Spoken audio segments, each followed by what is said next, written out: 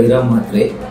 मी KIA शोरूममध्ये 7 तारखेला आलेलो आणि वैभव सर मला मिळाले. वैभव सरांना भेटून त्यांच्याकडून मग गाडीचं सर्व काही विचारपूस केल्यानंतर त्यांनी मला गायडन्स केलं की बाबा एवढे पेमेंट करा आणि असं लोन करा. आणि मग वैभव सरांच्या मार्गदर्शनाप्रमाणे मी सगळं गाडीचं पेपर वर्किंग वगैरे सगळं व्यवस्थित केलेलं आणि त्यांनी खूप चांगली मला गायडन्स केलेली.